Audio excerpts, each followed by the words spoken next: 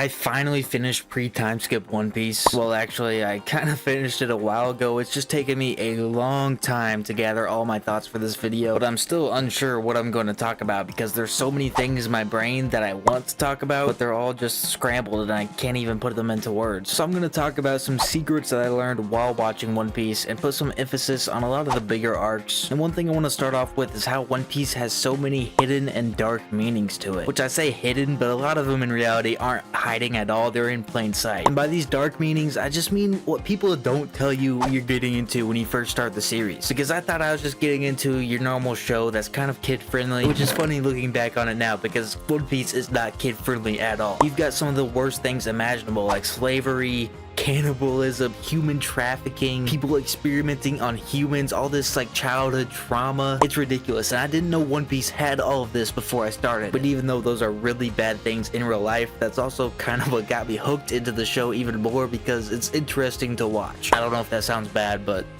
I said it. Now I understand why it's so hard for people to describe One Piece to people who have never watched it before. Because when I used to ask my friends what it's about, they really could only tell me that it's about this kid named Luffy trying to become king of the pirates, which doesn't do it justice because that doesn't sound epic and sound like it's worth watching 1,000+ episodes. And I know that's true because I was that guy. They would tell me that and I'd be like, why would I want to watch that? That sounds dumb. And this is a true story. One of my close friends kept telling me I need to watch One Piece, and I didn't understand why he was so adamant about it because he just kept telling me it was about this little kid. I thought it sounded stupid and it had too many episodes for me to ever watch it, which is very ironic because now I'm here with an entire YouTube channel dedicated to One Piece content. That tells you how much this show has changed my life. My friends used to be the one telling me to watch One Piece, and now I'm the one telling my little brother he needs to watch One Piece. And it's the exact same cycle. He asks what it's about and I'm like, I can't really explain it. There's too much to explain, and if I go into detail, I'll just spoil something in the future. And he doesn't understand how good the show actually is. Now for just a little bit about pre-Timeskip in general, I absolutely loved it. Like, I don't know if it's my favorite anime of all time. I think Attack on Titan might still top it for me,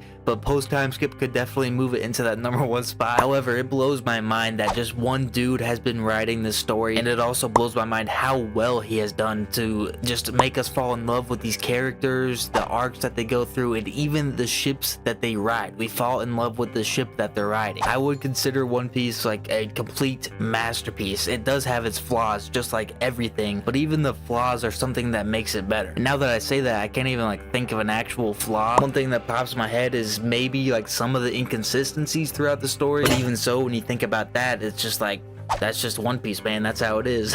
I've already made a video about episodes 1 through 100 and another video about episodes 101 through 200, so I'm not going to go super in depth in those episodes and pretty much that first half of pre-Timeskip. However, I want to talk about some of the bigger arcs, especially like Water 7, Marineford, all of that. For me, Water 7 is when the story actually started to feel like it was getting deep. Sure, you had a little bit before that, like in Alabasta, for example, but in Water 7, Oda took it all to another level. For example, Usopp leaving the crew added emotions that we hadn't felt so far in the series. It was very bizarre seeing him and Luffy fight so seriously like they did. And then on top of that, you have emotions from the CP9 betrayal, that random guy named Frankie, and the sad reality of the going married. Water 7 was like a complete emotional roller coaster, and that's what made it so amazing. Then you transition into Enies Lobby, which is still kind of on the emotional side, but not as much in my opinion. A lot of people claim it's their favorite arc, but to be honest, I just like the highlights. Everything else is meh. That could be a very hot take, but Enies Lobby, in my opinion, was not that great. There's definitely some better arcs, but by highlights, I mean stuff like the I Want to Live moment. That was just insane. I could not believe it when I first heard it. Like, the voice actor for Robin did an incredible job during that scene because it felt so raw and gut-wrenching, and I had goosebumps listening to it. And then some other highlights are obviously like the fight with Luffy and Lucci. That was a dope fight. And then the Mary coming back to save them one last time. But other than that, I didn't see the crazy hype behind Enies Lobby.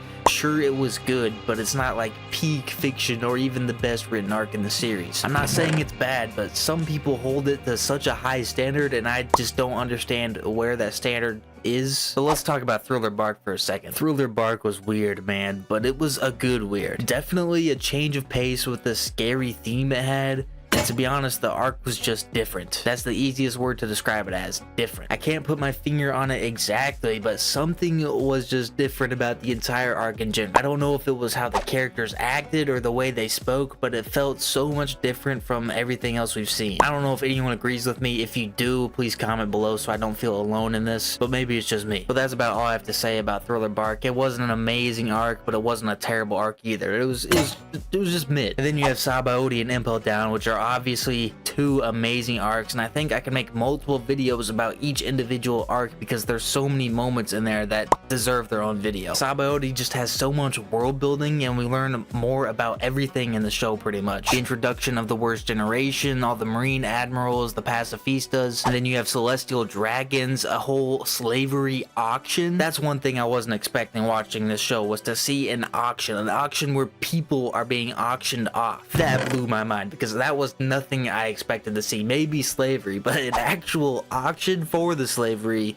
was not something I expected to see. Then on top of that, you have the Straw Hats disappearing, which I think is the saddest moment in all of pre-Timeskip, because Luffy lost everything on that day. The crew is Luffy's will to live, and when you lose that, it's obviously devastating. And this is the point, I'll be really open here, is when I first shed a few tears to this show. It was watching all the Straw Hats disappear and just seeing how it affected Luffy. To be honest, I don't have a lot to say about Impel Down at the moment, mainly because I think it deserves its own video at some point in the future. But I don't think I can make a video about pre-Timeskip and not mention how clutch my man Bon Clay was. This arc alone put him as one of my favorite characters in the series, and I don't think I'm alone in saying this, because from everything I read, it seems like he's a big fan favorite at this point. And I do hope we see him again at some point, but honestly, I don't know if it's even possible, and we also don't know if he's even still alive. I think he is alive, but I'm just saying, we don't know for sure. Magellan could have done unholy things to that man. Then obviously you have Marineford, which I wish I spoke on it directly after watching, because watching Marineford was an unreal experience. It's taken me a long time to start catching up with One Piece because I don't believe in watching a ton of episodes in a day. I discipline myself to watch 2 to 3 episodes a day max, because personally I think if you watch a lot of episodes in one day, it just jumbles them in your brain and you can't remember like anything specific.